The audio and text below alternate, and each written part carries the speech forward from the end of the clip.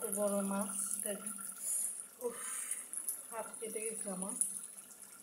অনেক বড় পঞ্চাশ মাছ নিয়ে আসছে বাচ্চাদের জন্য। আমি এতটা পছন্দ না আমার।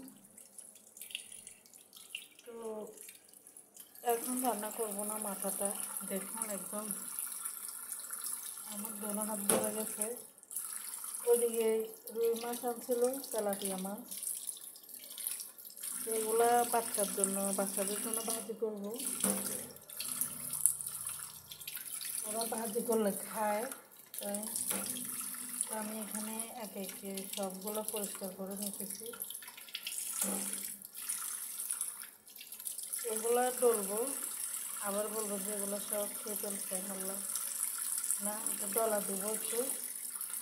আমার কাছে আছে এমনি, এটা মশালারা ডলছে, কি দিয়ে ডলা দিতে জানি না, আপনারা বুঝতে পারছেন কিনা কে জানে।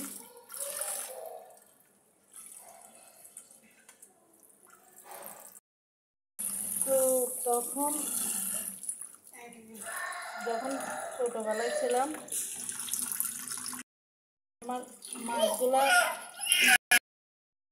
তখন অনেক ভালো লাগতো। আমার আম্মু মানে ভাজি করতো লাকড়ির চুলায়, মানে পেঁয়াজ মশলা টমেটো দিয়ে মেখে তারপরে মানে চুলাতে রেখে দিত, এরকম মানে মচমচে হয়ে থাকতে এত মজা লাগতো। মাছের কেসিটা বাচ্চারা ফেলে দিছে কোথায় ব্যালকনি দিয়ে, ওদের যন্ত্রণার বলেন না। এখন এটা কাটতে পারতেছি না, ছুরিটা কোথায় গেল, ছুরিটা নেই।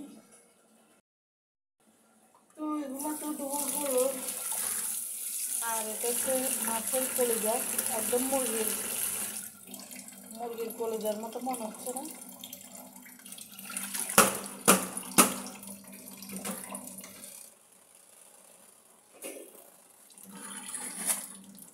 তারপর এখানে আছে রুই মাছ, এটাকে মানে রান্না করবো কি করবো না চিন্তা করতেছি, যেহেতু ভাজি করবো। মাছ এতগুলো ভাজি করবো না, ধুয়ে নিতেছি, মানে দেখি কয়টা নেই। আর এখানে কিছু ডিম আছে, দেখুন রুই মাছের ডিম।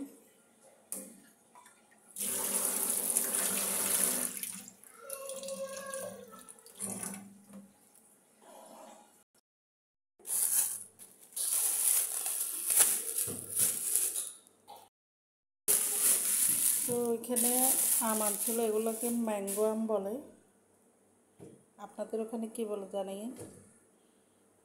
5 কেজি না কয় কেজি জানি না। তারপরে কুশেল দাও, এগুলো দাও বাবা, দাও দাও, এটা তুলো নিচে, এটা দাও। তো এখানে এগুলো একটা মনে হয় আনছে কুশেল।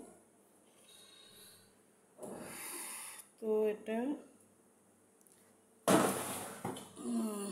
আম এখানে খাইছে, মেয়ের বাবাকে কেটে দিলাম একটা, এটা আমি খাই রাখছি,